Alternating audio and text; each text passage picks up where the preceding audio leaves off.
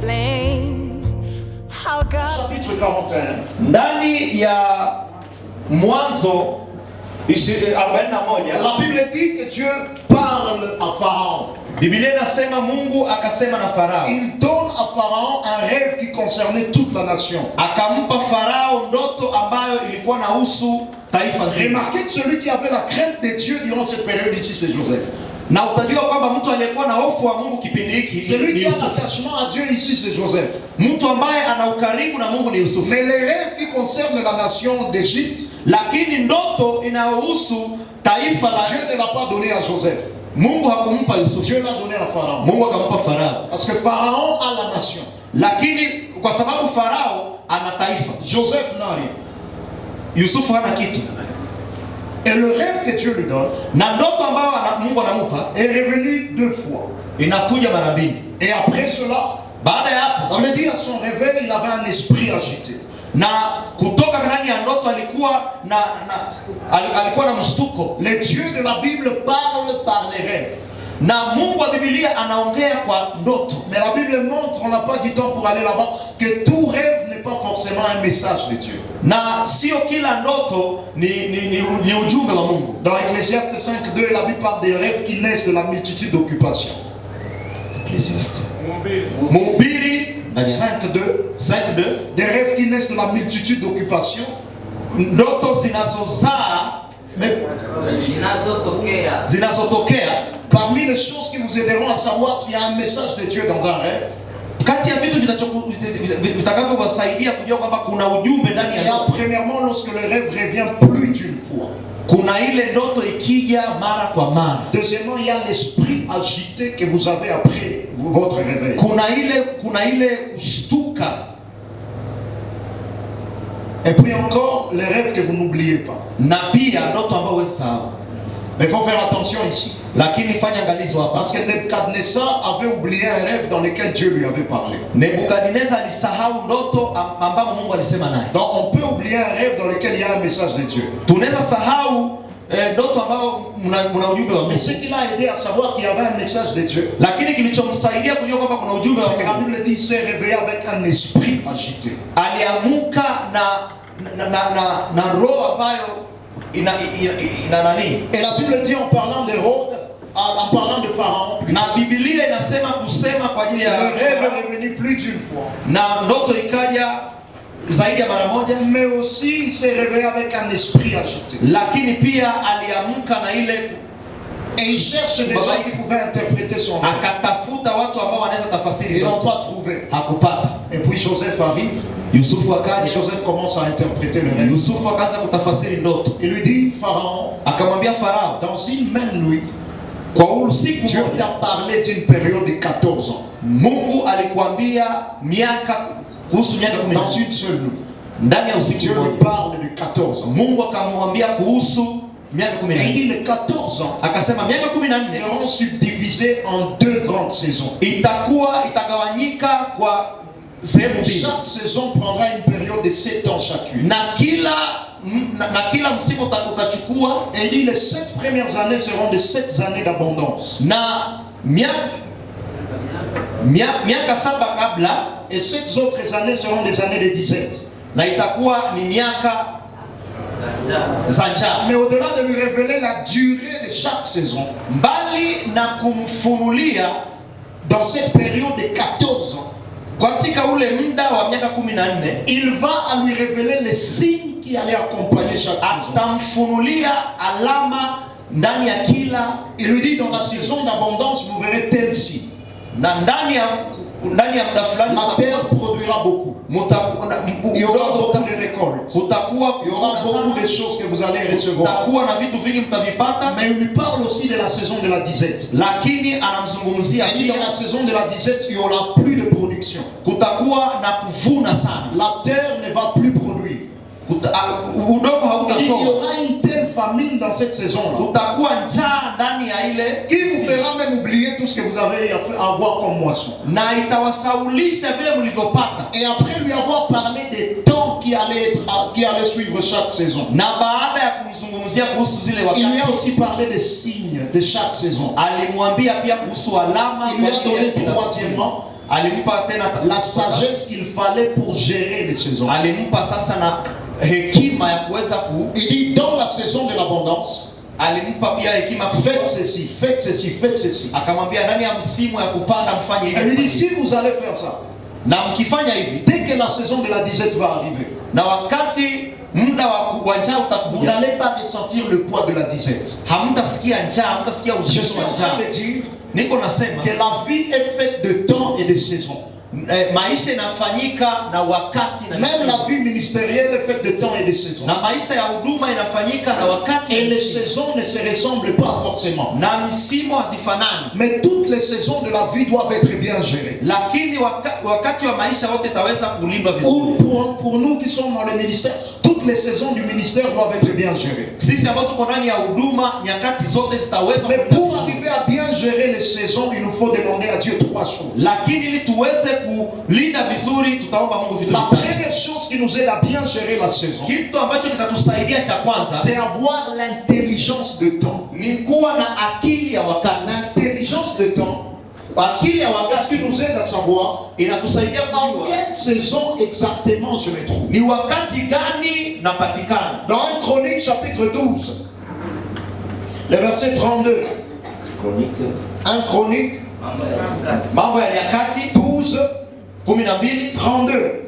La 32. Bible parle d'une tribu en Israël. Na Biblia inasema kwa ajili ya kabila La ndani ya Bible Israeli. n'a pas de particularité attachée à cette tribu-là. Inazungumzia kitu ambacho ile kabila La inacho. Bible dit en Israël, il y avait le fils d'Issachar. Na inasema kwamba kulikuwa na mtoto Isaka. La Bible dit le fils d'Issachar Na Biblia inasema mtoto avait l'intelligence de temps alikuwa na akili ya wakati pour savoir ce que devait faire Israël. ili kujua nini angepaswa fanya kwa Israeli. L'intelligence de temps, Akili ya est-ce wakati qu'il vous aide à savoir en quelle saison je me trouve? inatusaidia kujua niko kwa wakati Parce que gani. c'est très dangereux d'être dans une saison qu'on ne connaît pas. Ni shida kukuwa ndani ya wakati lakini hujui. C'est très dangereux d'être dans la saison de la préparation. Tu crois que tu es dans la saison de l'exposition. Ni shida unafikiri kwamba uko katika msimu wa kuandaa Et tu penses que tu es dans la saison de l'exposition. na unawaza uko katika wakati wa kuonesha. Tu vas vouloir aller t'exposer, mais tu exposes l'ignorance. Utataka uende kujitokeza Et vous savez, dans la préparation, na unajua katika Dieu maandalizi est capable de nous préparer sans que nous n'occupions qu'une fonction de responsabilité. Mungu ana uwezo wa kutuandaa na hatuna tashi. Mais Dieu est capable de permettre que nous soyons toujours dans la préparation, mais en assumant de fonctions de responsabilité. Mungu ana uwezo wa kutuandaa na tuna majukumu, baadhi ya majukumu. Donc la première des choses qui va nous aider à gérer les saisons, Kitu cha kwanza kitakachotusaidia c'est avoir l'intelligence de temps. ni kuwa na akili, Savoir en quelle saison je me trouve. wakati gani napatikana. La deuxième des choses Kitu cha qui pili va nous aider à bien gérer les saisons dans le ministère, itakayotusaidia kulinda muda wetu ndani ya c'est huduma avoir le discernement des signes de temps. ni kuweza kuwa na ujuzi wa kujua alama za wakati. Discernement des signes de temps. Ujuzi wa alama. Dans Matthieu chapitre 16, Ndani ya Mathayo 16 le verset 2 à 3, mstari wa 2 na 3, Jésus est en train de parler Yesu yuko nasema à plusieurs personnes. kwa watu wengi. Il dit, je m'étonne de ce que lorsque vous avez regardé au ciel, Na nashangaa wakati mnapoangalia juu, en regardant les nuages, mko naangalia mawingu, vous savez savoir s'il va pleuvoir ou non. mnajua mvua itanyesha au hapana. Mais il dit, je m'étonne que vous ne savez pas discerner les signes de temps. Lakini nashangaa hamjui kutambua alama za Au-delà nyakati. d'avoir l'intelligence de temps, Mbali na kuwa na akili ya wakati, il nous aide à savoir en quelle saison je me trouve. inatakiwa tujue tunapatikana ndani ya muda Il gani. faudra avoir le discernement des signes de temps. Inabidi tujue tuwe na ujuzi wa nyakati. Vous savez, lorsqu'on est dans une saison, on le sait. Lorsqu'on est dans une saison, on le sait. Wakati tuko katika wakati msimu tunajua. Mais on le sait comment? Tutajuaje? C'est par les signes qui accompagnent une saison. Ni kwa alama zinazosindikiza wakati. Regardez, Joseph est en train de dire, Ona Yusufu iko nasema, dès que vous serez dans la saison de la disette, wakati mtakuwa katika wakati wa njaa, il n'y aura plus de récolte. hakutakuwa Il y aura la famine. kutakuwa na La njaa, terre ne va plus produire. udongo Et hautatoa. toutes ces choses-là Vitu vyote ça va vous amener à savoir que vous êtes dans une autre saison. vitawajulisha kwamba mko katika wakati. Mais dans la saison de l'abondance, Lakini ndani ya wakati il y aura tel signe, kutakuwa tel signe, et tel autre signe. na kutakuwa na hii Il y a alama. des gens qui peuvent être face à un signe dans une saison, Kuna watu wanaweza kuwa na alama fulani ndani ya mais wakati, ne pas les reconnaître parce qu'ils n'ont pas le discernement des signes. kwa sababu hawatajua, kwa sababu hawana ule ujuzi wa alama. J'étais en train de parler avec un frère Nilikuwa naongea na ndugu qui a commencé dans une entreprise comme whisky. ambaye alianza ndani ya kampuni fulani kama mlinzi, Elle avait presque pas un salaire suffisant pour tous ses besoins. na alikuwa hana mshahara wa kutosha kwa mahitaji yake. Mais après un temps, il a commencé à gagner la confiance du directeur. Lakini baada ya muda akaanza kupata kibali, Et depuis ce jour-là, na baada ya siku hiyo, depuis ce jour-là, toka siku hiyo, son nom ne manquait pas de figurer sur la liste de tous ceux qui devaient aller en mission. jina lake halikukosa kwa watu ambao walienda kwenye mission. Aller en mission faisait qu'il ait des excédents de frais de mission. Na kwenda kwenye mission inatakiwa kuwe na hela fulani ya ziada. Je lui ai dit, tu n'es plus dans la saison dans laquelle tu étais. Nikamwambia hauko ndani ya wakati ambao ulikuwepo. Tout ce que tu as là comme facilité depuis un temps, Ile ambayo umekuwa nayo kama kurahisisha, c'est un signe qui te montre que tu es dans une autre saison. ni alama ya kuonesha kama uko katika msimu. Et si tu n'as pas le discernement des signes de temps, Na kama hauna akili ya zile alama, tu penseras que tu auras toujours les missions. na utawaza kwamba utakuwa nawekwa tu kwenye, Et utakuwa à na un mission certain niveau, les missions vont s'arrêter, na kuna muda ambao mission zitazima, mais ce sera pour ton regret. lakini itakuwa kwa majuto yako, Parce qu'au-delà d'avoir les signes, les discernements des signes de temps, kwa sababu mbali na kuwa na ujuzi wa alama, la troisième des choses que nous devons avoir, kitu cha tatu ambacho tunatakiwa tuwe nacho c'est la sagesse de temps. ni hekima ya wakati. La sagesse de temps, Hekima ya wakati c'est ce qui nous aide à savoir inatusaidia kwa nini, qu'est-ce que je suis censé faire aujourd'hui. nini natakiwa nifanye leo. Que si je ne fais pas, je rate ta vie. Kama sifanye leo, napoteza maisha yangu. Qu'est-ce que je suis censé faire aujourd'hui? Nini natakiwa nifanye leo. Que si je ne fais pas, je ne rate ta vie. Kama sifanye leo, naharibu maisha yangu. Remarquez le jour où Joseph a dit cela à Pharaon.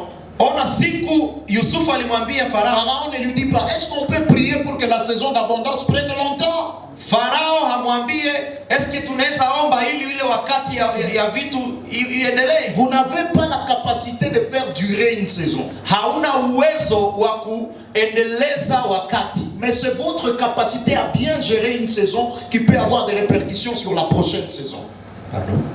C'est la capacité à bien gérer une saison Ni uwezo wa kuweza kulinda vizuri qui aura wakati, des répercussions sur la prochaine saison. ni ambayo itakuwa na majibu kwa msimu mwingine. Remarquez qu'on est en train de dire à Pharaon, Angalia kile si wanachoambia vous Farao. avez bien géré cette saison d'abondance, Kama mtaweza kulinda vizuri ule dès que muda, la famine va arriver, wakati njaa vous itakuja, n'allez pas ressentir le poids de la famine. hamtasikia uzito wa njaa. Très cher ministre de Dieu, Watumishi wa Mungu, ayons le discernement des signes de temps. tuwe na ujuzi Ayons la sagesse de temps. tuwe na Il y hekima a des ya choses, wakati. si on ne le fait pas maintenant, on le rate à vie.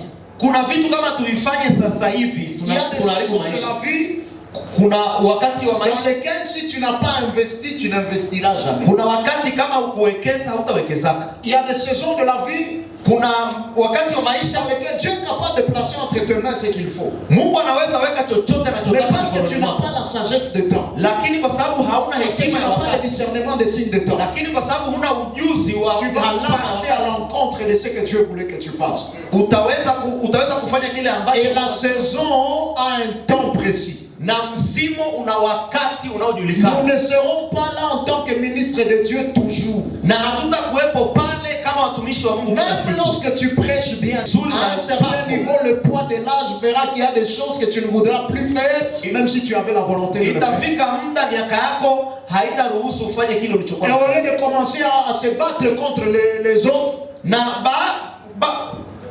les jeunes enfants que tu as encadrés, badala ya kupigana na watu à ambao ni élever dans le vijana, ministère, wale ambao Mungu ameinua ndani ya huduma, découvre plutôt la saison dans laquelle tu es. inabidi uelewe uko kwa wakati gani. Discerne le signe de temps. Inatakiwa uelewe. Demande à Dieu de te donner la sagesse de temps. Mwambie Mungu akupe hekima ya Pour wakati. savoir qu'est-ce que je suis censé faire maintenant. Ili ujue nini natakiwa nifanye kwa Il y sasa. a des saisons de la vie dans lesquelles si tu n'as pas étudié, tu n'étudieras jamais. Kuna wakati ndani ya maisha kama haukusoma hautasomaka. Voilà où j'ai étudié, là où je fais la théologie. Pale niliposoma nilipofanyia teolojia, Ma soeur, on a connu de papas qui sont venus étudier. na niliona wababa ambao walikuja kusoma. Ils sont d'un pays que je ne vais pas citer le nom. Walitoka ndani ya nchi ambayo sitaki sema. Dans ce pays-là, on était en train de leur dire qu'à partir d'une certaine année, tous les responsables des églises qui n'ont pas fait la théologie, on va les arracher. Ndani ya ile nchi waliwaambia kuna muda unakuja kila responsable wa kanisa kama hasome hata wewe hatapewa responsabilité. Les autres dans leur communauté, on leur disait pour avoir un certain niveau, il faut avoir un certain niveau d'études. Na wengine wakawaambia ili upate cheo fulani natakiwa uwe na cheo fulani. Je n'oublierai jamais ces deux papas qui sont venus étudier. Na kuna wababa wawili na wajua walikuja soma. L'un avait 79 ans. Mmoja alikuwa na miaka 79. 79. 79. Il est venu étudier. Alikuja soma. 79 ans. 79. Là où par semaine, kwa wiki, dans une semaine, kwa wiki ndani ya wiki, il n'étudiait que 2 jours. Alikuwa anasoma tu siku mbili. Tous les autres jours, il était malade. Siku zingine zote alikuwa na gonjwa. Qu'à un certain niveau, itafika wakati, je me rappelle toujours un de nos profs. Nakumbuka mmoja wa walimu wetu. Lui, toutes les fois qu'il fallait étudier, na mara nyingi et aller passer les examens, ili aweze kufanya mitihani. Les autres étaient en train de faire les examens. Wengine walikuwa wanafanya mitihani. Lui prenait le syllabus. Yeye alikuwa anachukua syllabus. Faisait l'examen avec son syllabus dans lequel il y avait les notes. Yeye alikuwa anafanya mtihani wake na syllabus. Et le professeur disait tout le monde, vous ne devez pas faire ça, mais lui je lui permets. Na mwalimu alisema wengine wote hawezi fanya ile, lakini yeye on lui permettait, il échouait. Lakini hata kama alikuwa anamruhusu alikuwa anashinda. Et je me rappelle certains des amis étudiants qui se moquaient de lui. Na nakumbuka kuna ndugu zetu walikuwa wanamcheka comme pour essayer de le taquiner. Walikuwa wanamania. Il lui disait toi apparemment tu vas étudier.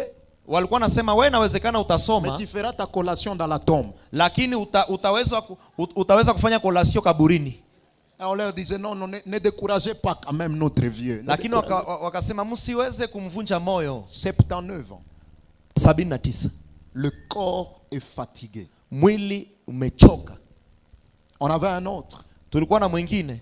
Lui avait 73 ans. Yeye alikuwa na 73. Lui n'avait pas fini ses études. Yeye hakumaliza masomo.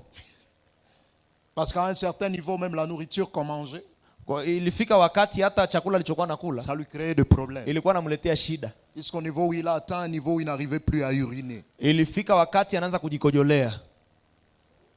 Il n'arrivait plus à uriner à cause de problèmes de santé.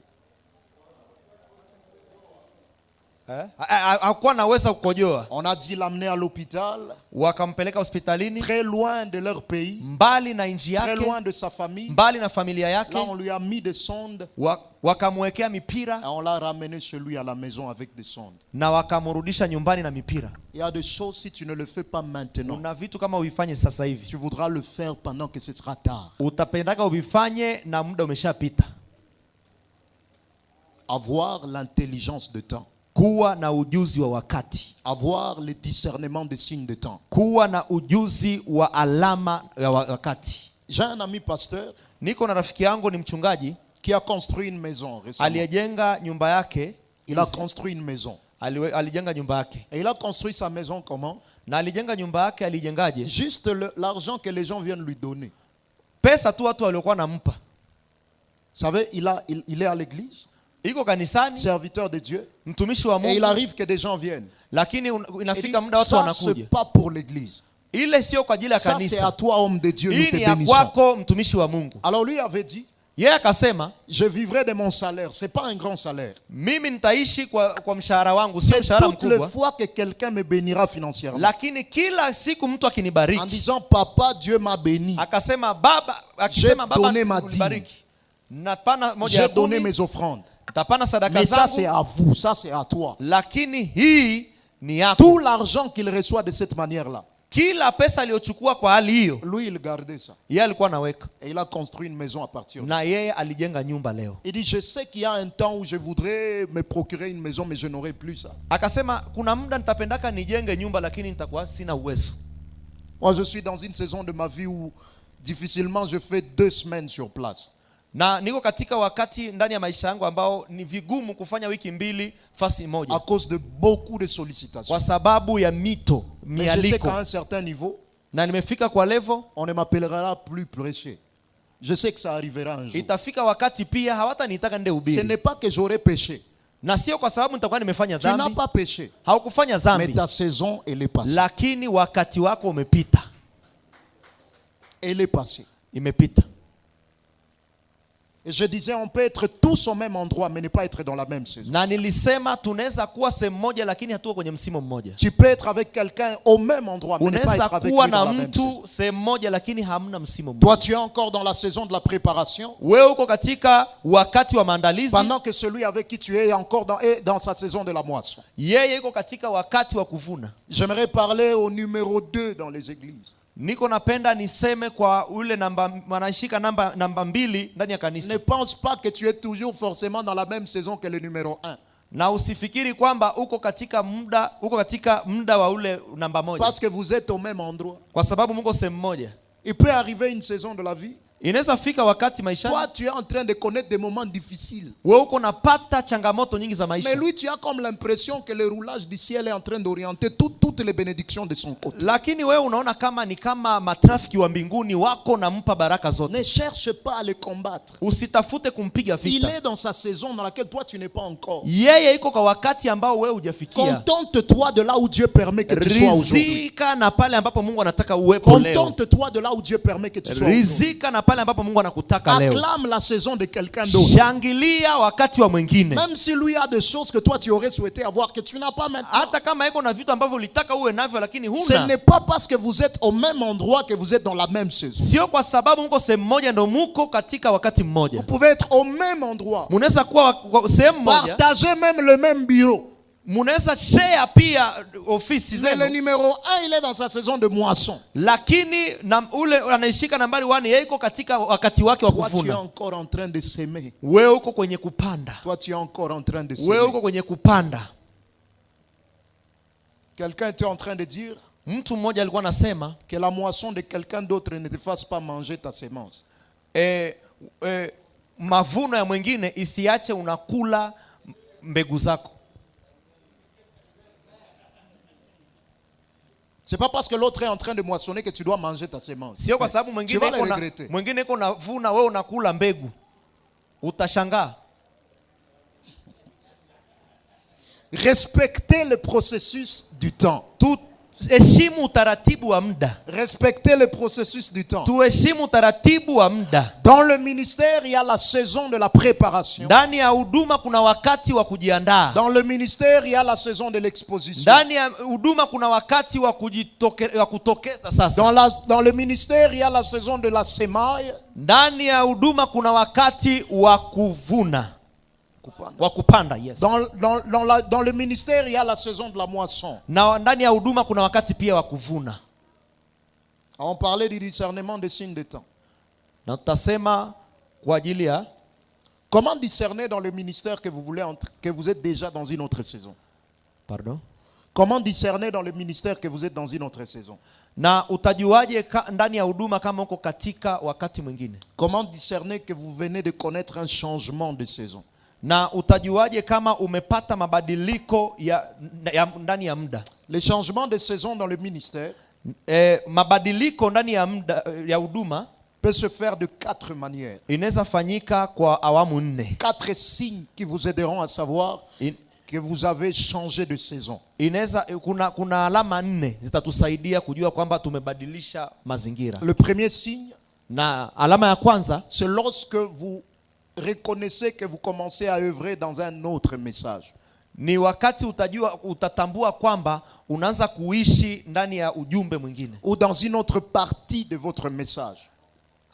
Au katika sehemu nyingine ya ujumbe wako. J'aimerais dire ici, Nitaka niseme que lorsque Dieu appelle wakati Mungu anaita à tout celui qui est appelé au ministère de la parole, kila anayeitwa kwa huduma ya neno la Mungu, Dieu te donne un message. Mungu anakupa ujumbe. Il ne suffit pas de savoir que Dieu t'a appelé. Haitoshi tu kujua Mungu alikuita. La grande question, Dieu t'a appelé prêcher quoi? Swali kubwa, Mungu alikuita kuhubiri nini? Dieu t'a appelé prêcher, c'est bon, mais il t'a appelé prêcher quoi? Mungu alikuita kuhubiri ni sawa, alikuita kuhubiri nini? Lorsque vous lisez des gens comme Paul, Wakati unasoma watu kama vous dites qu'il Paulo, a été envoyé pour prêcher aux païens. anasema yeye alitumwa kuhubiri watenda dhambi. Pierre est envoyé prêcher aux Juifs. Paulo ametumwa kuhubiri Wayahudi. Lorsque Dieu appelle, Wakati Mungu anaita, il donne un message. anatoa ujumbe. Lorsqu'on commence le ministère, Wakati unaanza on huduma, commence toujours dans le général. wakati tunaanza kwa Mais plus kujumlisha, on évolue avec Dieu, lakini kadiri tunavyoendelea na il nous Mungu, faut progresser dans la spécificité de notre appel ou de notre message. anatuwepa utaratibu wa vile tutakavyofuatilia sasa. Dieu vous a appelé prêcher. Il vous a appelé prêcher quoi? Mungu alikuita kuhubiri, alikuita kuhubiri nini? Et lorsque Dieu donne un message, Wakati Mungu anapana dans le ujumbe, message, il y a beaucoup de choses. ndani ya ujumbe kuna vitu vingi. Le message, c'est un peu comme l'armoire Ujumbe ni kama kabati. dans lequel il y a beaucoup de compartiments.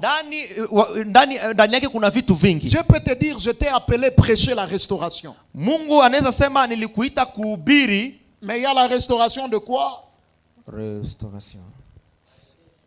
Marejesho. Pourquoi restaurer? Kwa nini Comment kurejesha? restaurer? Ça peut Utarejeshaje? être plusieurs choses dans ce même message-là. Inaweza kuwa vitu vingi ndani ya ule Alors ujumbe. lorsque tu commences à fonctionner dans un autre couloir de ton message, sache que tu es déjà dans une autre saison. Wakati unaanza kuenda ndani ya chumba kingine, ujue uko tayari ndani ya muda Mais mwingine. deuxièmement, Lakini vous saurez que vous êtes dans une autre saison ministérielle pili, utajua kama uko kwa msimo wa huduma au travers d'un autre signe qui est la mutation de grâce kwa halama ambayo ni za neema. ou la mutation de l'onction.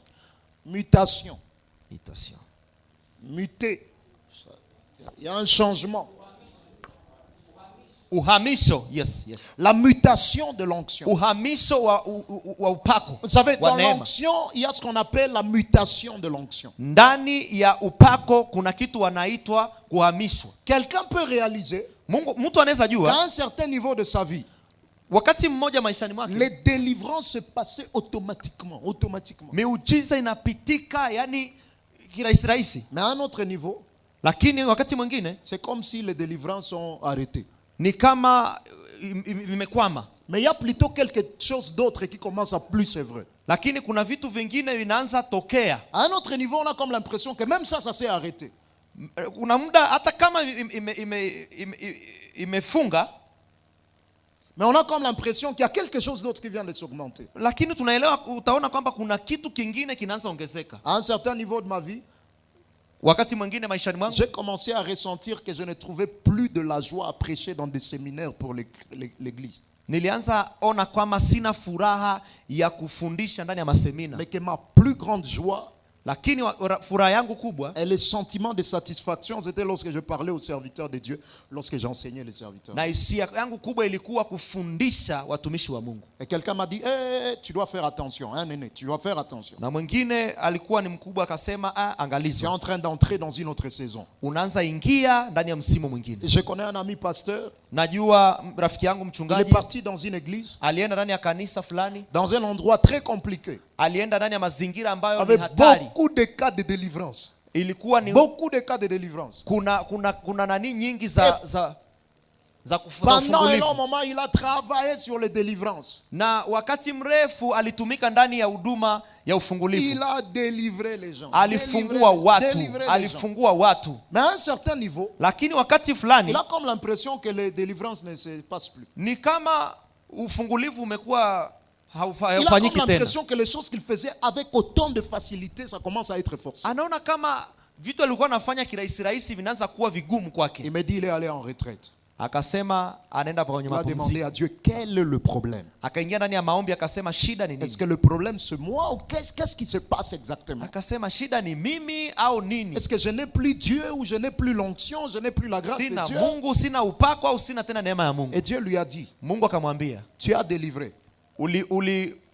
Ulifungua. Les gens sont déjà délivrés. Watu Tu vas encore chasser quoi? Utafukuza nini tena? Ils sont déjà délivrés. Washafunguliwa. Alors concentre-toi sur leur enseignement.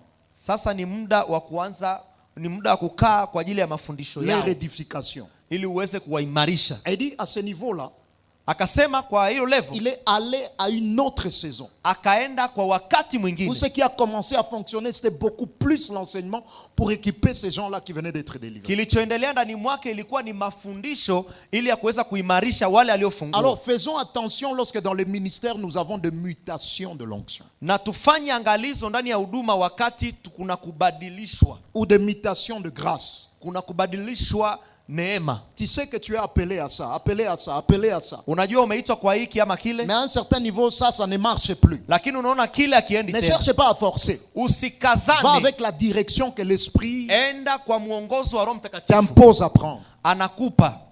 Aussi longtemps où tu n'es pas la base de ça, va avec la direction que l'esprit t'impose à prendre. Amen. Troisième chose. Kitu cha tatu qui vous aidera à savoir que vous êtes dans une nouvelle saison. Kitakachokusaidia ili ujue kwamba uko katika wakati mpya. C'est lorsque vous avez le nouveaux équipements. Ni wakati una vitu vipya. En parlant d'équipement, je parle aussi de la formation. Wakati naongelea vitu naongea pia mafundisho. Généralement les périodes de formation sont des périodes qui précèdent une nouvelle saison. Mara nyingi sana wakati wa mafundisho ni wakati unaotanguliza msimu mwingine. Dans Daniel chapitre 1 verset 4. Ndani ya Danieli 1:4. La Bible dit le roi doit travailler avec ses jeunes. Biblia inasema mfalme atatumika na vijana. Mais il dit ces jeunes tels qu'ils sont ne sont pas utilisables par moi. Lakini anasema wale vijana sio wa kutumia. Il leur faut aller passer la formation. Inabidi waende kwenye mafundisho. Au bout de cette formation de 3 ans, je me servirai d'eux. Waende miaka 3 baadaye nitawatumia. Toute les formations mafundisho yote que Dieu permet que nous puissions avoir, ambayo Mungu anaruhusu tupate, c'est pour inaugurer une nouvelle saison. Ni kwa ajili ya kutangaza msimu mpya. Et dans la saison de la préparation, na ndani ya msimu wa maandalizi, il est important de savoir qu'il y a la préparation que nous subissons et la préparation que nous cherchons. Inatakiwa kujua kuna maandalizi ambayo tunayapata. Dans la préparation, il y a 2 types de préparation. Kuna aina mbili ya maandalizi. La préparation que nous cherchons, maandalizi tunaotafuta, et la préparation qui nous cherche. Na maandalizi tunayotutafuta. Dieu te fait subir une préparation. Mungu anaruhusu maandalizi. Mais Dieu peut aussi permettre à ce que toi-même tu réalises ce que tu as comme besoin et que tu ailles chercher cette préparation. Na Mungu anaweza ruhusu ujue kile ambacho natakiwa utafute. La 4e des choses qui nous aidera à savoir que nous sommes dans une autre saison comme signe pour discerner une nouvelle saison. Kitu cha aina ambacho kitatujulisha kwamba tuko ndani ya msimu mpya. C'est la nouvelle provision. Ni la provision.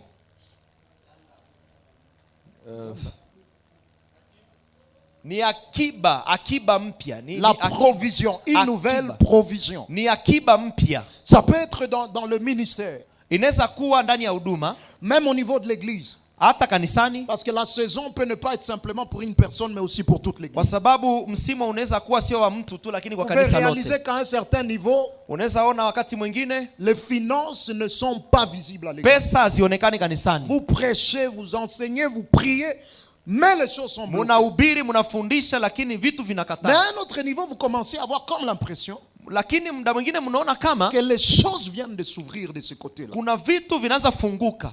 Une fois, 2 fois, 3 fois. Mara moja, mara mbili. On est en train d'aller d'excès en excès. Tunaanza enda viwango kwa viwango. Discerner que c'est une nouvelle saison. Jua kwamba ni msimu mpya. On a dit chaque nouvelle saison na tulisema kila doit être bien gérée itaweza par une bonne sagesse de temps. Ili uwe kwa hekima. La saison, msimu, qui est accompagnée d'une provision nouvelle, inayosindikizwa na akiba mpya, vous dit que c'est un signe qui vous aide à comprendre que vous êtes dans une nouvelle. Ni alama inakuonesha kwamba uko katika wakati wako. Mais par rapport à la provision, lakini tukiongelea il n'y a pas que la provision financière. Sio tu akiba ya pesa. Dans la provision, ndani ya akiba, il existe aussi la provision humaine. Kuna pia akiba ya kibinadamu. La provision humaine, Akiba ya kibinadamu ce sont les gens que Dieu met sur notre ni parcours watu ambao Mungu anaweka ndani ya njia yetu afin d'aller avec nous. ili waende nasi. Derrière chaque vision, Nyuma ya kila maono il y a une provision que Dieu a déjà prévue. kuna akiba ambao Mungu amewekeza. Derrière chaque mission de Dieu, Nyuma ya kila mission ya Mungu il y a toujours des munitions de Dieu. kuna vifaa. Beaucoup de fois, nous avons des problèmes Mara nyingi sana tuna shida parce que nous pensons que la provision dans l'appel, c'est simplement l'argent. kwa sababu tunafikiri kwamba akiba ndani ya mwito ni pesa tu. La provision, c'est aussi les gens que Dieu nous donne. Akiba ni watu pia ambao Mungu anatupa. Quelqu'un a dit lorsque Dieu aime un homme, il lui donne des hommes. Mtu alisema wakati Mungu anapenda mtu anampa watu. Vous savez, j'ai entendu des gens prier et dire, je n'ai pas besoin des hommes, j'ai seulement besoin de Dieu. J'ai seulement besoin de Dieu. Nilisikia mtu anaomba sitaki watu, nataka Mungu, namtaka Mungu tu. Cette prière-là peut paraître spirituelle, mais elle n'est pas vraie bibliquement. Ile maombi inaweza onekana iko kiroho lakini haiko biblia. Moi, j'ai besoin et de Dieu et des hommes. Mimi nina haja na watu na Mungu. Regardez ce qui s'est passé avec Jésus. Angalia kilichopitika na Yesu. Jésus avait Dieu. Yesu alikuwa na Mungu. Mais avoir Dieu l'a conduit jusqu'à la croix. Kuwa na Mungu ilimsindikiza mpaka msalabani. Mais ce sont les hommes qui l'ont fait quitter la croix vers la tombe. Lakini ni watu waliomtoa msalabani mpaka kaburini. Avoir Dieu te permettra d'aller jusqu'à la croix. Kuwa na Mungu itakusindikiza mpaka msalabani. Mais avoir Dieu te permettra d'aller jusque dans la tombe. Lakini kuwa na Mungu haitakupeleka kaburini. Pourtant, la résurrection ne se passe pas à la croix, elle se passe dans la tombe. Kwa nini ufufuko haupitike msalabani, unapitika kaburini? Donc si tu n'as pas les hommes, il y a des choses que tu n'arriveras pas à faire avec Dieu. Kama huna watu, kuna vitu utaweza kuvifanya pamoja na Mungu. Et derrière chaque appel, il y a des hommes déjà que Dieu a déjà préparés pour na nyuma ya kila mwito kuna watu ambao tayari Mungu ameshawaandaa. Chaque vision, kila maono a une provision humaine qu'il faut. Ina akiba ya kibinadamu inayotakiwa. Je donne un exemple afin que ce soit clair. Natoa mfano ili Dieu appelle Moïse. Mungu anaita Musa. Il lui donne la vision d'aller délivrer le peuple de l'Éternel. Anampa maono ya kuokoa wana wa Israeli. Pas par la puissance humaine, mais par la puissance de l'Éternel. Hapana kwa nguvu za kibinadamu, lakini kwa nguvu za Mungu. Moïse avait besoin de quelle catégorie de gens? Musa alikuwa na haja aina ya watu. Moïse avait besoin d'une seule personne. Moïse alikuwa na haja ya interprète. Mtafasiri. Quelqu'un qui sait comprendre son bégaiement et l'interpréter à Pharaon. Mtu ambaye anayeelewa kigugumizi chake mbele ya taifa. Voilà pourquoi le ministère d'Aaron est né du bégaiement de Moïse. Na ndo maana huduma ya Haruni inazaliwa kwenye kigugumizi cha Musa. Lorsque vous êtes Aaron, wakati uko Haruni, il faut pas oublier que votre ministère est né du bégaiement de Moïse. Usisahau kama huduma yako imezaliwa kwa kigugumizi cha Musa. Il y a des Aaron qui savent bien parler et ils croient que s'ils se détachent de Moïse, ils peuvent aller loin. Kuna Waharuni wanajua kuongea vizuri. Hasa wanafikiri wakiachana na Musa watafanya vizuri. Ne te détache pas de Moïse si tu es Aaron. Usiachane na Musa kama wewe ni Haruni. Parce que le ministère d'Aaron est né du bégaiement de Moïse. Kwa sababu huduma ya Haruni inatokana na kigugumizi. Regardez cette autre personne. Angalia watu wengine. Il s'appelle Noé. Anaitwa Noa. Dieu donne à Noé la mission. Mungu anampa Noa et la vision de construire l'arche. Anampa ujumbe wa kujenga safina. Si on peut contextualiser ça aujourd'hui, Noé avait besoin de quelle catégorie de gens? Na leo tukijaribu kuongea, Noa alikuwa na haja ya watu wa aina gani? Il pourrait avoir besoin de menuisiers. Angekuwa na haja ya maseremala. Des charpentiers. Angekuwa na haja ya wale wa charpentiers. Des maçons. Angekuwa na haja ya wale wa maçons. Des architectes. Angekuwa na haja na wale wa kuchora. Peut-être aussi des vétérinaires. Angekuwa na haja ya wale wa parce qu'il y a des animaux à l'intérieur. Remarquez que lui, il n'a pas besoin de même personne comme ce que Moïse a besoin. Yeye hana haja ya watu kama wale ambao Musa alikuwa na haja. Moïse lui n'a pas besoin de maçon, il n'a pas besoin de menuisier, il n'a pas besoin de vétérinaire. Musa hana haja ya wale wote kama ces gens-là sont utiles à la vision de Noé. Wale wanafaa kwa maono ya Noa. Vous savez le problème c'est quoi dans la vie? Mnajua shida ni nini maishani? Le problème c'est de croire que tout celui qui est bon est forcément compatible à notre destinée. Ni kufikiri kwamba kila mtu ambaye anaonekana mzuri anafaa kwa hatima yetu. Tout celui qui est bon n'est pas forcément compatible à ta destinée. Kila mzuri hafai kwa hatima yako. Nous on peut être comme Noé. Tunaweza kuwa kama On est en Noa. train de construire l'arche. Tuko na jenga Et safina. pendant qu'on construit l'arche, Na wakati on tunajenga regarde à safina, l'extérieur là-bas Lionel Messi en train de s'entraîner. tunaona nje Messi anafanya On va mazoezi. supplier Lionel Messi. Na Est-ce que tu peux venir dans l'arche? Tunaweza Ah, mwambia tu es tellement ingia. bon, tu es tellement bon. Tunasema wewe ni mzuri, ingia ndani ya Et dès qu'il safina. arrive, il dit, on va construire un terrain de football ici. Na akifika ndani anasema hapa tutaweka uwanja wa Et mpira. Dieu au finish dit, est-ce qu'il y avait un plan de terrain dans l'arche? Na Mungu atasema hivi, ndani ya safina kulikuwa plani Le ya problème c'est mpira. quoi? On a vu quelqu'un qui était bon Tuliona mtu mzuri, et on a voulu forcément qu'il fasse partie de notre vision. tulitaka kwa lazima tumlazimishe kumweka ndani ya maono yetu. Quelqu'un peut être bon mais ne pas être compatible à votre destinée. Mtu anaweza kuwa mzuri lakini hafai kwa hatima yako, Parce qu'à chaque vision, il y a une provision de Dieu. kwa sababu ndani ya kila huduma na ndani ya kila maono kuna pia akiba Dès yake. qu'on comprend la vision de Dieu et la provision, on ne peut pas être en insécurité pour rien. Wakati unaelewa maono ya Mungu hauwezi kuwa na wasiwasi. Même en tant que ministre de Dieu, Kama mtumishi wa vous Mungu pouvez avoir des gens qui vous apprécient. unaweza kuwa na watu ambao unawapenda. Toutes les fois qu'il a des problèmes, il vient vers toi. Oh, papa, prie pour moi, papa, prie pour moi. Wakati wana shida watakuja kwako, baba niombee, baba niombee. Mais dans ton église, il ne viendra jamais. Lakini ndani ya kanisa lako hawatakuja. Parce que dans cette église-là, il ne fait pas partie de la provision que Dieu Kwa t'a sababu donnée. ndani ya ile kanisa wao hawapo kwenye ile maono. Alors en parlant des hommes que Dieu peut nous donner comme provision, Na tukiongea kwa ajili ya watu ambao Mungu anaweza tupa kama akiba, remarquons qu'il y a 3 catégories de gens que nous rencontrerons sur notre chemin. kuna aina ya watu 3 ambao tutakutana nao. Premièrement, il y a des gens que Dieu permettra que nous puissions rencontrer Kwanza kuna watu ambao Mungu ataruhusu tukutane nao pour une raison. kwa sababu. Deuxièmement, Pili, il y a des gens que Dieu permettra que nous puissions rencontrer kuna watu ambao Mungu ataruhusu tukutane nao pour une saison. kwa ajili ya msimu, wakati tu. Et troisièmement, Na kwa tatu, il y a des gens que Dieu permettra que nous puissions rencontrer na Mungu ataruhusu tukutane na watu fulani pour la vie.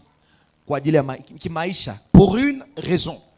kwa sababu Tu l'as rencontré.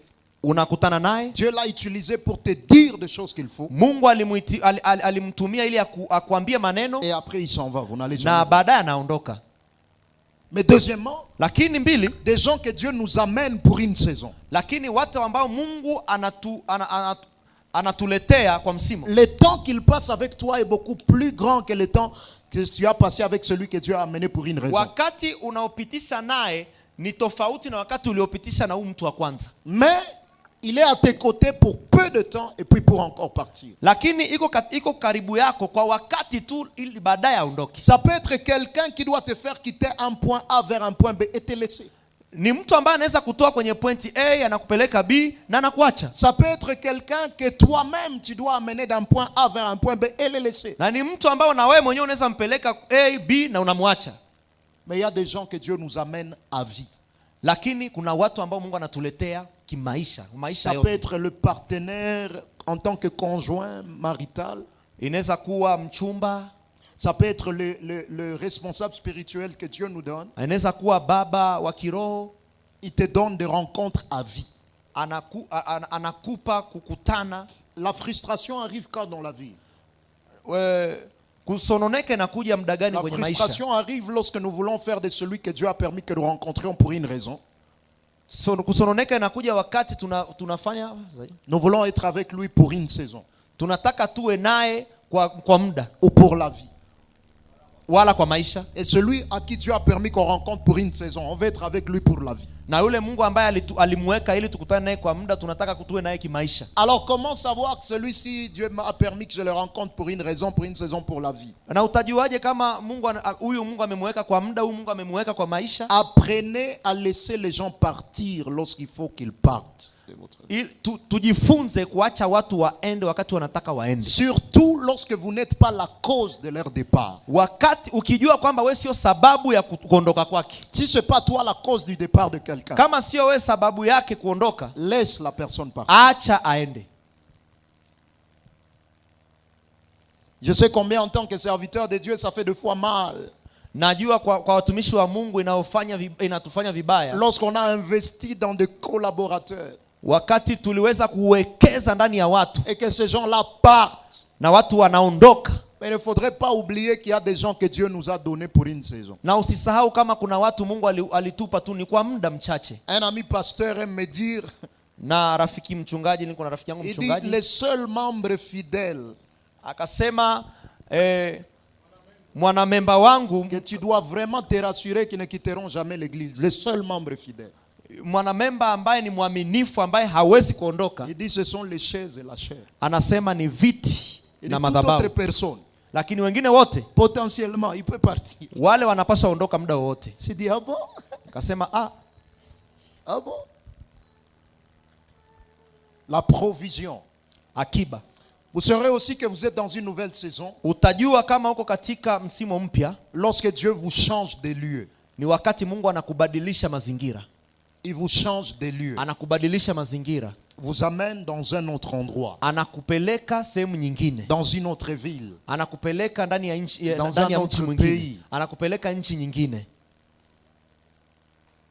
Alors dans la saison de la préparation toujours, Na ndani ya msimu wa maandalizi il est important de comprendre que le temps de la préparation, ni msimu ni muhimu kuelewa wakati wa maandalizi. c'est une période dans laquelle si on n'a pas travaillé sur nous-mêmes, Ni wakati ambao kama hatukutumika sana kwetu sisi, il y a des choses que nous allons rater. tutapoteza baadhi ya vitu. Il y a des choses que nous allons rater. Tutapoteza baadhi ya vitu.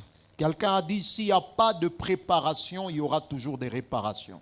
Mtu alisema kama hakuna maandalizi kutakuwa marekebisho. Sans préparation, il y aura toujours des réparations. Bila maandalizi kutakuwa na marekebisho. Et dans la période de la préparation, Ndani ya msimu wa maandalizi, la période de la préparation est une période où nous devons changer. muda wa maandalizi ni muda wa kubadilika. Mais premièrement, connaître les changements de mentalité. Na tunapaswa kwanza kubadilisha fikra zetu. Deuxièmement, les changements des habitudes. Mbili, tabia zetu. Et troisièmement, les changements de caractère. Tatu, tabia zetu. Yes. Vous savez, il arrive que Dieu parle à certaines personnes. Unajua kuna muda Mungu anaongea na baadhi ya watu. Il te dit là où il va t'amener dans le futur. Anakuambia kwenye takupeleka kesho. Lorsque Dieu prend soin de vous révéler le futur aujourd'hui, Wakati Mungu anakuzungumzia kuhusu kesho yako leo, c'est pas pour que vous demeuriez un spectateur de l'avenir. sio kwa sababu uwe tu mwangalizi wa kuona tu wa kuona kesho yako. Mais Dieu vous révèle le futur aujourd'hui, Lakini Mungu anakufunulia kesho leo afin que vous commenciez à travailler sur vous-même. ili uanze kujitumika. Dieu peut ne pas forcément te dire va te faire telle formation. Mungu hawezi kuambia enda soma kitu Mais fulani. lorsqu'il te permet de savoir là où il est en train de t'amener, Lakini anaporuhusu kukuonesha kule des anakokuelekeza, fois c'est pour que toi-même tu saches quelle formation je dois aller chercher. ni ili wewe ujue formation gani utafanya. Parce que la période de la préparation, Kwa sababu muda wa maandalizi c'est une période dans laquelle notre mentalité doit être transformée. ni par Dieu. muda ambao ujuzi wetu, fikra zetu zinapaswa Il n'y kubadilika. a rien qui détruit une nouvelle saison comme l'ancienne mentalité. Hakuna kitu kinachoharibu msimu mpya kama zile akili za nyuma. Tu ne peux pas jouir d'une nouvelle saison avec l'ancienne mentalité. Hauwezi kufurahia msimu mpya na vile vitu vya kizamani zamani. Mais au-delà de la mentalité, Lakini juu ya ujuzi, la deuxième des choses qu'il faut faire dans la saison de la préparation, kitu cha pili ambacho unaweza fanya ndani ya muda wa il maandalizi, faut changer ses habitudes et ses comportements. unapaswa badilisha aina yako ya kuwa. Remarquez ce qui se passe. Angalia kinachoendelea. Joseph est dans la prison. Yusufu yuko ndani ya gereza.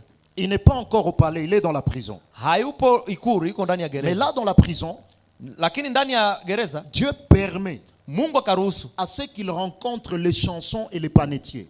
aweze kukutana na Les chansons et les panetiers étaient des gens qui étaient déjà dans le palais. akutane na watu ambao tayari walikuwa wameshafika ikuru. Mais lui, il les rencontre dans la prison. Lakini anawakuta ndani ya gereza. C'est là que je disais, faites très attention lorsque Dieu permet que vous puissiez commencer à rencontrer de nouvelles provisions en termes de gens. Na ndio maana nikasema tufanye angalizo wakati Mungu anaruhusu tuanze kukutana na akiba. Surtout les gens qui sont déjà là où Dieu vous a dit qu'il est en train de vous amener. Zaidi sana watu ambao Mungu alisema ndo atakao tukutanisha nao. Et ils sont déjà au palais. Lui, il est en train d'aller là où eux sont déjà. Wao washafika ikuru. Kwa hiyo yeye iko naenda kule ambapo nao wenyewe Et washafika. toutes les fois que tu es avec des personnes provision, Na mara nyingi wakati unakuwa na watu akiba, maximise ces temps-là. tumia ule muda vizuri. Ne pense pas que tu les auras toujours. Usifikiri utakuwa nao siku zote. Ce que j'aime avec Joseph, Kitu ambacho napenda kwa Yusufu, c'est que Joseph a maximisé le temps avec ces gens. Yusufu alitumia muda wake vizuri na wale Parce que watu. lorsqu'on a fait venir Joseph dans Genèse 41 pour interpréter les rêves, Wakati Yusufu anamleta ili atafasiri ndoto, la Bible dit Joseph a commencé par se faire raser avant d'aller rencontrer Pharaon. Biblia inasema Yusufu alinyoa ili kabla ya Qui kukutana lui na avait Farao. appris que pour rencontrer Pharaon, il faut s'être rasé? Nani alimfundisha kwamba kabla ya kukutana na Farao inabidi unyoe?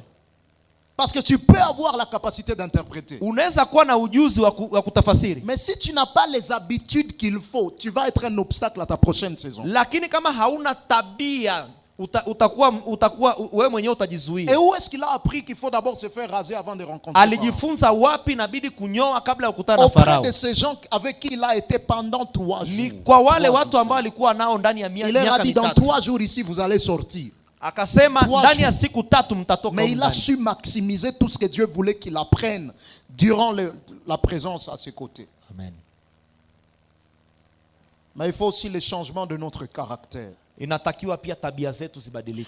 Votre caractère, c'est celui que vous êtes là où il n'y a personne pour vous regarder. Hali yetu ni ule jinsi tulivyo pale ambapo hamna mtu. Si vous n'avez pas travaillé sur votre caractère aujourd'hui, Kama hatutumike kwa hali yetu leo, lorsque Dieu vous révèle là où il est en train de vous amener, wakati Mungu anakufunulia kule na kukupeleka, commencez à étudier qu'est-ce qui a fait la chute des gens qui sont arrivés là-bas avant anza vous. kujifunza nini ilifanya wale wale wa kule washindwe. Et commencez à voir s'il n'y a pas ça aussi dans votre vie aujourd'hui. Anza angalia kama na we hauna zile tabia Parce leo. que si Dieu t'amène là-bas Wakati Mungu anakupeleka kule et que tu n'as pas eu à travailler sur ton caractère, na hauyatumika kwa tabia zako, les mêmes choses vont aussi t'atteindre. ile iliyowatoa kule itakutoa pia.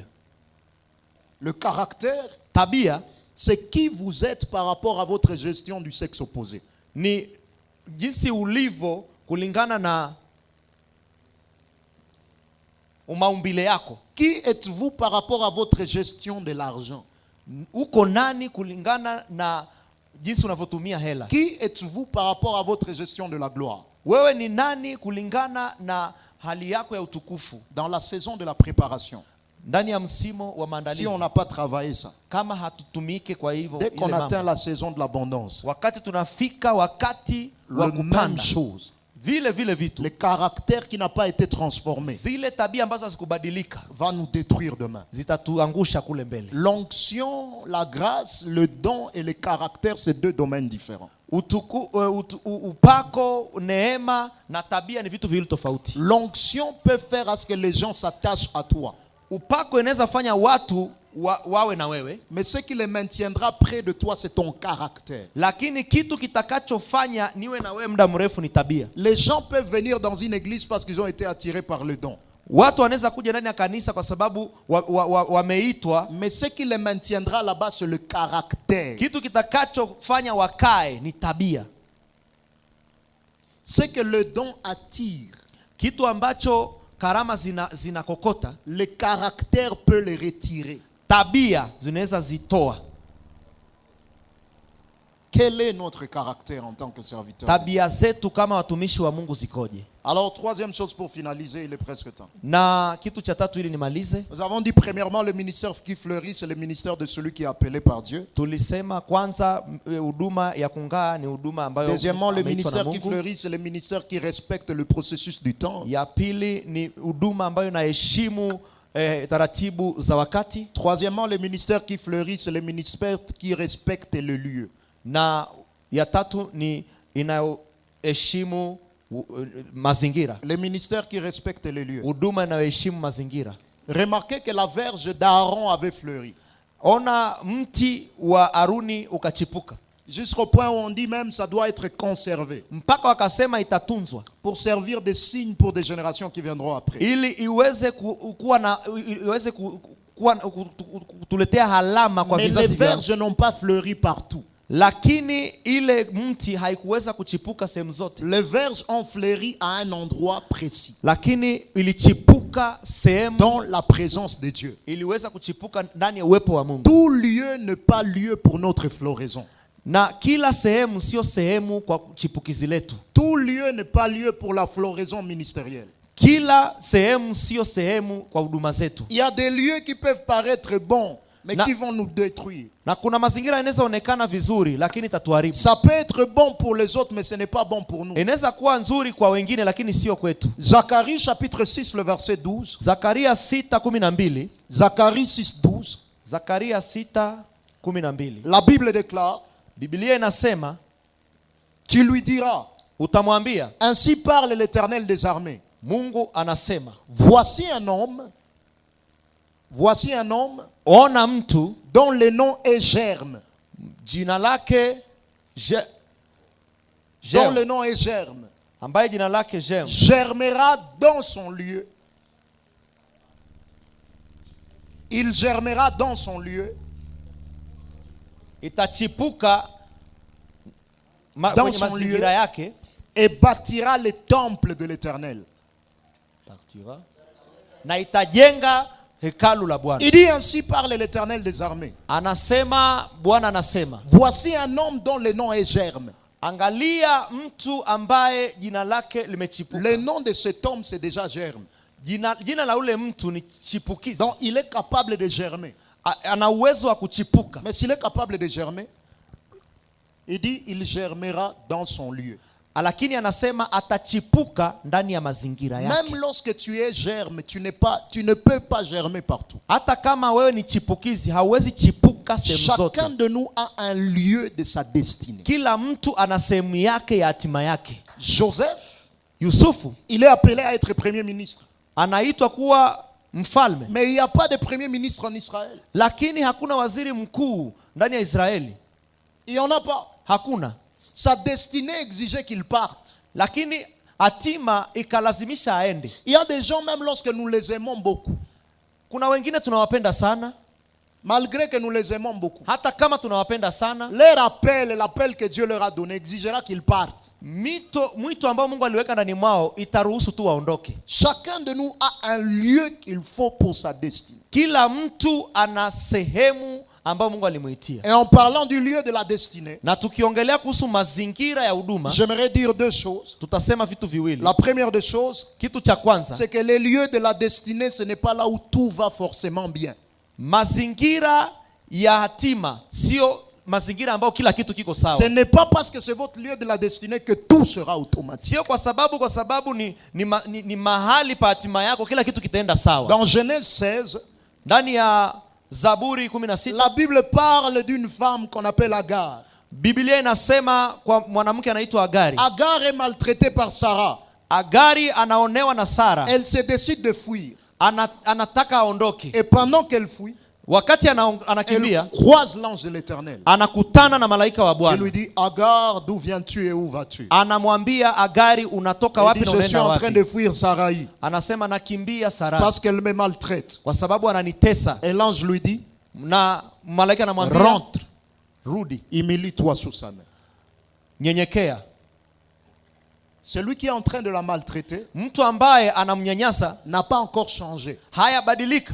Mais Dieu lui dit, lakini Mungu anamwambia, c'est pas parce que les choses deviennent compliquées là où tu es que je ne te veux pas là-bas. Sio kwa sababu mambo hayaendi sawa sikupendi pale. Les lieux de la destinée, ce n'est pas là où tout va forcément bien. Mazingira yetu ya hatima sio mpaka mambo yawe vizuri. Deuxième chose, kitu cha pili, en parlant du lieu de la destinée, tukiongea kwa mazingira ya hatima, il existe les lieux de la préparation, kuna mazingira pia ya maandalizi, et les lieux de l'exposition. Na kuna mazingira pia ya kujitangaza. Lieu de la préparation, mazingira ya kujiandaa, et le lieu de l'exposition. Na mazingira ya kutoka sasa. En lisant la Bible qui est la parole de Dieu, na tukisoma maandiko, vous pouvez voir par rapport au lieu de la préparation et au lieu de l'exposition, tunaweza ona kwa mazingira maandalizi, il y a trois catégories de gens. Kuna watu watatu pale. Premièrement, kwanza, ce sont les gens ni watu pour qui ambao le lieu de la préparation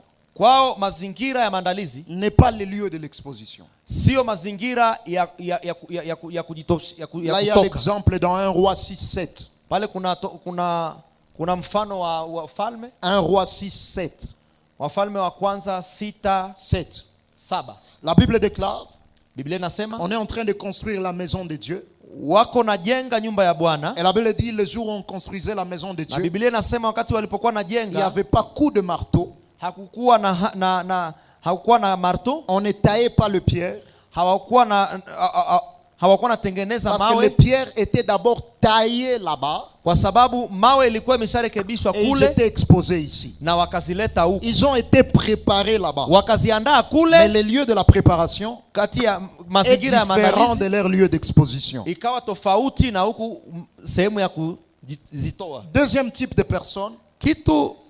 Aina ya watu ce sont les gens pour qui dans la Bible, ni watu ambao ndani ya les Biblia lieux de la préparation, c'est leur lieu d'exposition. mazingira ya maandalizi ni mazingira ya kutoka. C'est l'exemple de Jéroboam. Ni mfano wa Yeroboam. Jéroboam dont nous avons parlé. Yeroboam ambayo tulizungumzia. Jéroboam, Yeroboam il était serviteur de Salomon. alikuwa mtumishi wa Solomoni, Mais au même endroit où il a été préparé par lakini l'Éternel. sehemu ambayo aliandaliwa na Mungu C'est en ce même endroit-là ni pale pale où il est devenu roi. ndo akawa mfalme. Le lieu de la préparation est le même que le lieu de l'exposition. Mazingira ya maandalizi ikawa mazingira ya kutoka. Mais troisièmement, Lakini tatu, Dieu peut vous préparer à un endroit, Mungu anaweza kuandaa sehemu permettre que vous puissiez connaître une exposition minimale, ili uweze kutoka kwa viwango vya chini, et il vous déplace, il vous amène dans un autre endroit na anakutoa kwenye mazingira où mengine vous allez connaître une exposition maximale. ili akutoe kwa kutoka kwa viwango vya juu. Exposition maximale. Kutoka kwa viwango vya juu. Ça s'est passé avec Paul. Ilipitika kwa Paulo. Paul est gagné à Christ. Paulo ametolewa ndani Il ya commence à prêcher à Jérusalem. anaanza ubiri ndani ya Après Yerusalemu. ça, il va en Galatie. Anaenda ndani ya Galatia. Mais jusque-là, Mpaka pale il n'a pas encore commencé à exercer maximalement ce que Dieu lui a appelé à hajaanza faire. kufanya kwa viwango kile ambacho Mungu alitaka. Et la Bible dit à un certain niveau, pendant qu'il était à Tars, Lakini Biblia wakati alikuwa Terso, dans Acte 11, ndani ya Matendo ya Mitume, Barnabas a fait appel à lui. Barnabasi akamuita, Et il est parti avec lui à Antioche. akaenda Vous naye. allez voir en lisant la vie de Paul que la ville d'Antioche a eu un impact tournant, marquant dans la vie de Paul. Na utaona maisha ya Paulo ndani ya ule mji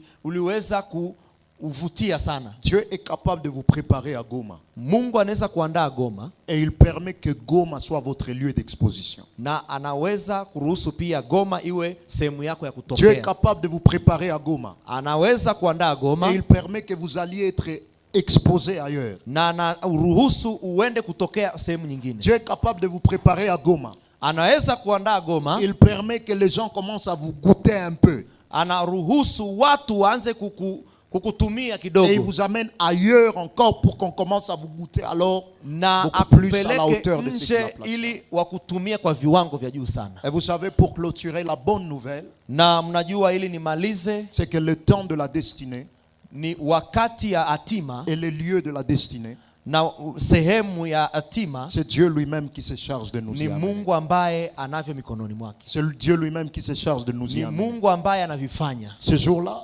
Siku ile Joseph ne savait pas Yusufu hakujua que c'était le dernier jour où il était en train de partir. kwamba ilikuwa siku ya mwisho ambayo anatoka. Son père l'aimait tellement, il lui a dit va et puis reviens vers moi. Babake alikuwa anampenda, akasema enda lakini urudi kwangu. Mais Dieu savait que l'appel de cet homme devait faire à ce qu'il aille en Égypte. Lakini Mungu alijua kwamba mwito wa ule mtu ilitakiwa aende, Et Dieu a organisé les na circonstances. Mungu alitengeneza Ce mazingira. jour-là, David arrive.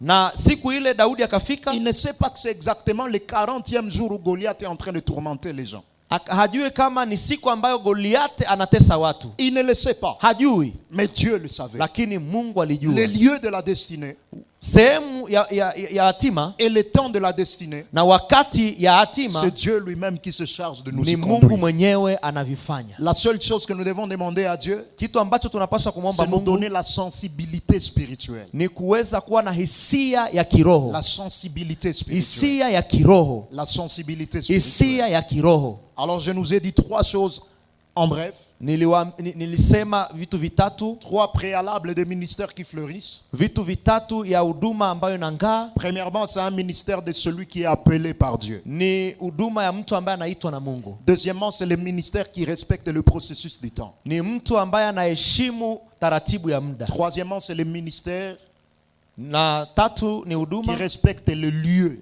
inayoheshimu mazingira. Frères et sœurs, Kaka na dada, il y a des endroits, ça peut paraître ne pas être beau. kuna mazingira inaweza onekana sio nzuri, Mais si tu quittes là-bas, lakini ukitoka pale ta vie s'arrête. maisha yako inakwama.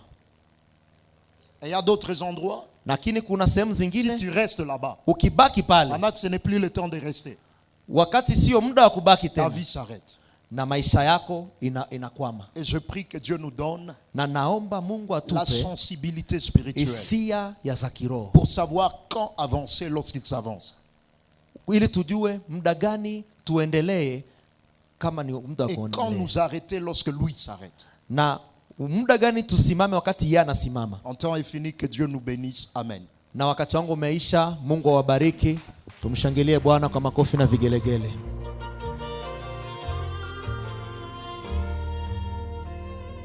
How do I explain how God became a man that men might be